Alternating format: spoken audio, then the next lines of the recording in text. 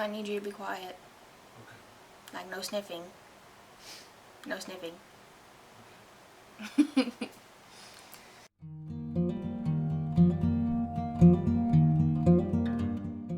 Hello everyone, my name is Jordan and welcome back to Jordy is Reading. Today we are going to be doing a recap of what I read in July. So I did go on vacation in July. I only read I read 6 books this month. So we're going to talk about those 6 books. 6 books is good for me. So we're going to talk about those. The very first book I'm going to talk about is Not a Happy Family by Shari Lapena. I think that's how you pronounce her last name, Lapena. But it follows 3 siblings whose mom and dad were just murdered. This all happens over Easter weekend, so they were all together before they were murdered. So this follows their journey of trying to figure out who did it, why they did it, whatever. They are a typical rich white family. Very, very rich. They're very rich. Dad was abusive to everybody, and the mom pretty much never stood up for them, never stood up for anybody. So they all of the siblings hated their dad, pretty much. So they all have motive to want to kill their dad. Also, like I said, they're very, very rich. So each one of the kids gets a lot of money when their parents die, obviously. So, more motive there. There's also Fred, who is the dad. He has a sister. And she told all of the kids that, hey, yeah, your dad changed his will, so I'm getting the money, you're not anymore. That's not necessarily the case, because he died before his appointment to go change his will. So she is now pissed off because she doesn't get any money. She's completely left out. She gets like, I don't know, $1 million, I think it was. Not a lot. The kids all get like 26 million or something like that. I don't remember. But she now has motive. She's angry. I expected a lot more from this book. I expected like a whole nother character to come out of the woodwork and be like, hey, you know, this guy owes me a lot of money or whatever, so I'm going to kill him. That didn't really happen. It kind of did, but not to the point that I wanted it to happen. A character does kind of come out of the woodwork, but not really. They're kind of there the entire time. And I thought the murderer for this book was very boring. All of the characters, like, you get each of their point of views, all of the siblings' point of views. They're all such stuck-up brats that it made my head hurt. It was like dealing with my 8-year-old. That's how much of a stuck-up brat they were. It was frustrating. The ending was a letdown with the way everything didn't really play out. And like I said, the murderer was just kind of boring. So, this was a 3 out of 5 for me. Not the biggest fan. I like murder mysteries, whodunit kind of books. This one just didn't give me the satisfaction of the person who done it, if that makes sense to you. It probably doesn't. But it makes sense to me. So, the next 3 books I read were all the first 3 books of the Pretty Little Liars series by Sarah Shepard. First of all, it was a total shock to me to learn that there are like 12 different books in this series, including like, I guess, the novellas and stuff like that. No. I'm not reading all of those 12 books. No, no. After the first 3, I've had enough. I don't care. I don't care anymore. This read very... Well, I mean, okay. First of all, let me tell you a little bit about it. Then I'll tell you what I think. This follows a group of friends who are... It's like the summer before 7th grade. One of them, Allie, Allison, or whatever her name is, goes missing. And you find out later, kind of, if she's missing or if she's dead, kind of thing. They sort of all go their separate ways after Allie disappears, and they don't really talk to each other anymore. Until they all start, I don't know what year it is in high school, but they're all starting high school, and they're all back in the same spot together now. They start getting text messages from someone called A, and they all assume that it's Allie or someone pretending to be Allie coming back to ruin their lives, because this person is like threatening them, blackmailing them, stuff like that. This book is weird. I assume this whole series is weird. You've got a high schooler dating her English teacher. First of all, that's illegal. You have another high schooler stealing her sister's boyfriends. This is all, y'all, this is why I could only read 3 of these books. They all have the exact same plot. They're all trying to figure out who A is, and they're all trying to not get blackmailed by this A person. They are definitely in high school. This read very, very young adult. Like, I was not a fan. Felt very immature, very childish. So that's only why I only read 3 books. I don't care who A is. I did not discover who A is within these first 3 books. I don't know which book you discover who A is. I don't care anymore. I don't care. If you are a young teenage girl who is into the drama, I suggest these books for you. If you are a 30-year-old woman like me, I do not suggest these books for you. But yeah, I'm not reading any more of the books. I've never seen the TV show either. But yeah, I don't plan to read anymore. I don't plan to watch the TV show. I don't care anymore. I don't care. The first 3 books were enough for me.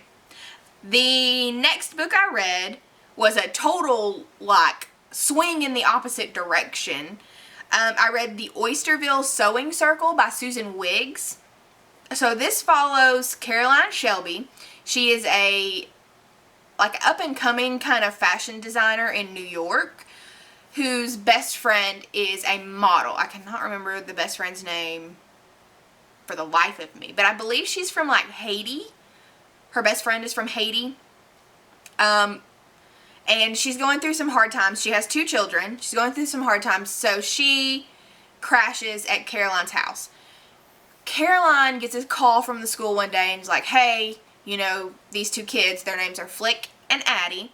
They haven't been picked up. Where is their mom, pretty much? So she goes home to try to find her, and she finds her. She's dead on her couch.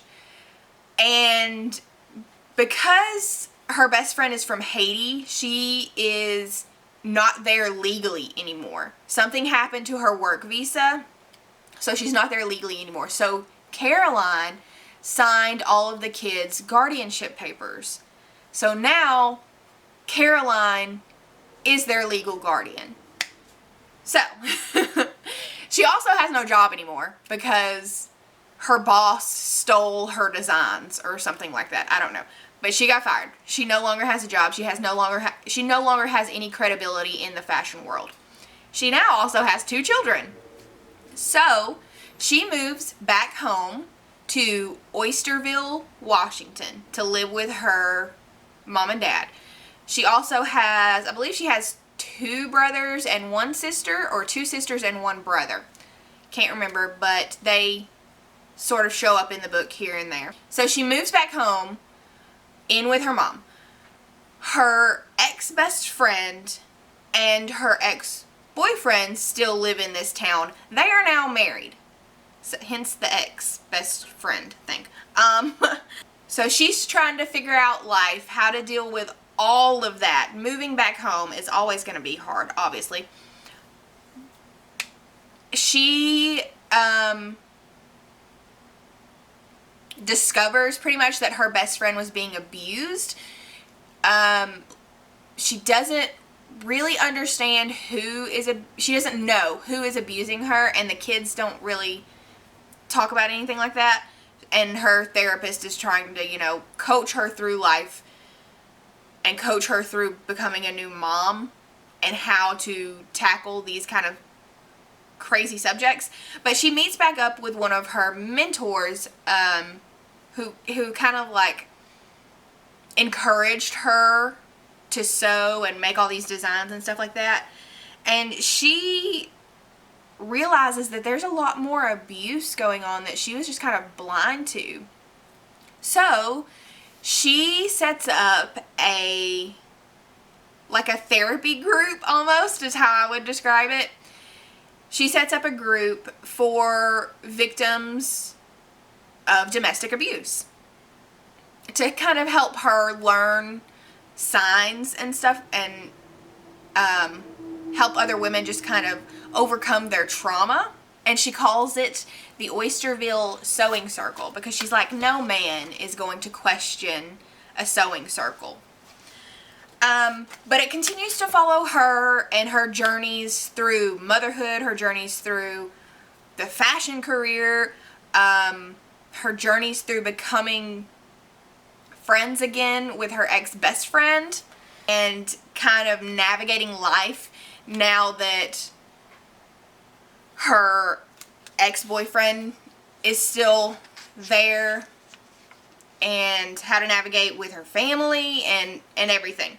I really like the way Susan Wiggs tackled a dark subject, but she threw in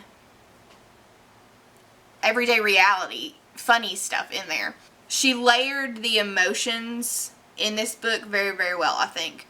But I enjoyed this book. I believe I gave it a 4 out of 5 on Goodreads. By the way, if you're not my friend on Goodread, I will leave the link to that down below. While you're there, give this video a thumbs up. Hit the subscribe button. It really helps me out a lot. And you know I appreciate you guys so, so much.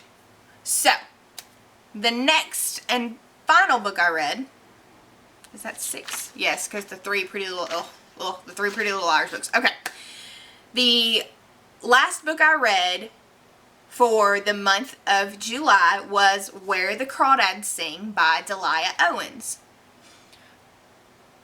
There is some controversy around the author right now, which I'm not going to get into. It's not. If you want to look it up, go for it. I didn't know this.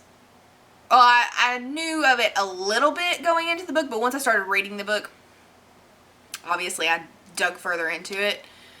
But I still really enjoyed this book, no matter what the author did. I like this book. There were some awkward scenes in it, but I liked it. Okay, let me tell you what it's about.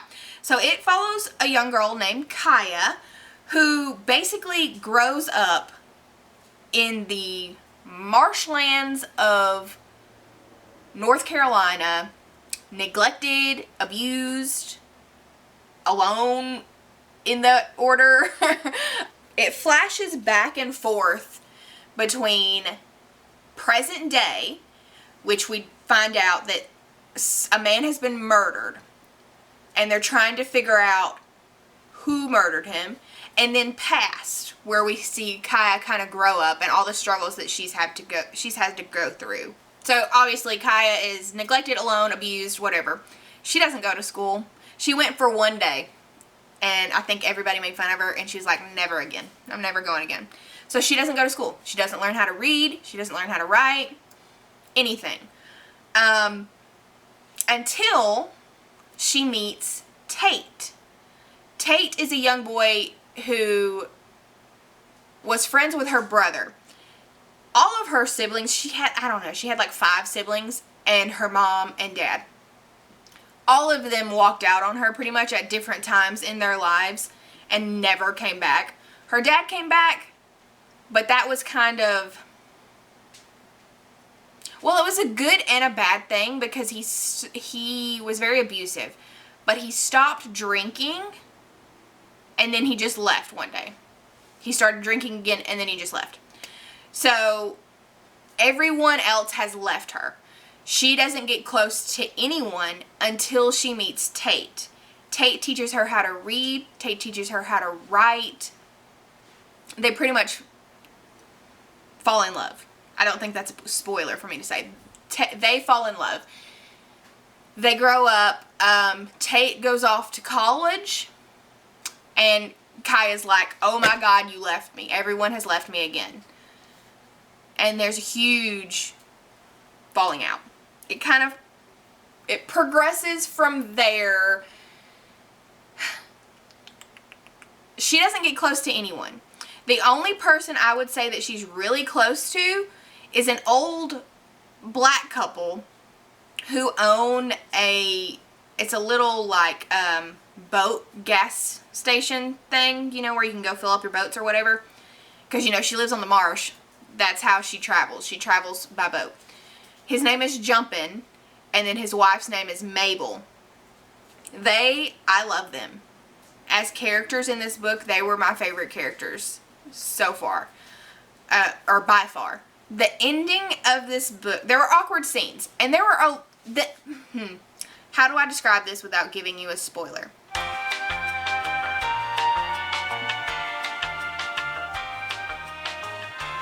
Kaya does something with her life that just does not seem probable for someone who did not go to school. For someone who didn't learn how to read and write until she was like 14 years old. It doesn't seem probable. So I was kind of confused by that. I was also confused.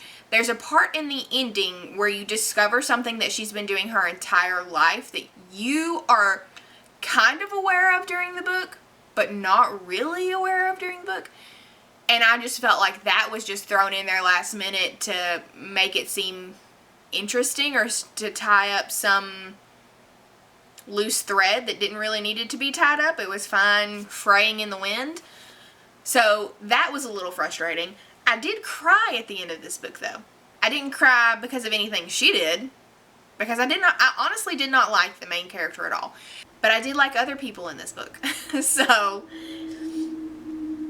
it was to the point where I read it, the part that made me cry, and I kind of zoned out for the rest of it, which was only like 2 pages. I kind of zoned out, but I read through it, and then I just kind of had to sit in it for a minute and let it all soak in. But yeah, I liked this book. I thought it was well written. But like I said, I did think there were some parts of it that were weird and improbable. But I enjoyed it nonetheless. I think I gave this a solid 4 out of 5 stars on Goodreads. But yeah, those are the books I read in July. I did pull from my TBR jar A Court of Thorns and Roses before I left on vacation. I've not finished that one yet. That will be on the August wrap-up video. I also started reading, what was it called?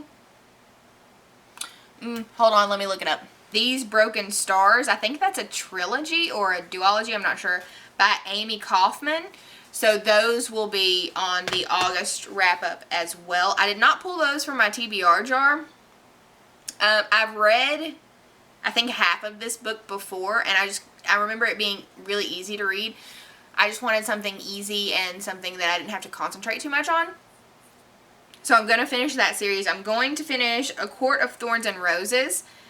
And then, of course, once I finish A Court of Thorns and Roses, I'm probably going to need to read all of the ACOTAR books. I don't know how many there are. I know there's A Court of Mist and Fury, which is the next book. But other than that, I have no idea. But all of those will be on the August wrap-up. I do have some clips from our vacation. I am very new to this. I haven't been doing this very long. So I did not do as great of a job as I could have at vlogging when we went on vacation. So I'll probably just make a little bonus video with all of the clips I took and probably just me voicing over it. You'll be able to see some of, if that's what you're into, you'll be able to see some of the vlogs that, or some of the clips that I did from vacation. But as of right now, I have no idea what the next video is going to be. I have no idea. I don't know. I will probably post updates on my social media. If you're not following me on TikTok, I always say TikTok. If you're not following me on TikTok, or if you're not following me on Instagram, I will link those down below as well. That way you can keep up to date with me on everything that I'm reading, what's going on with videos, stuff like that. But yeah, I will see you guys in whatever video is coming out next.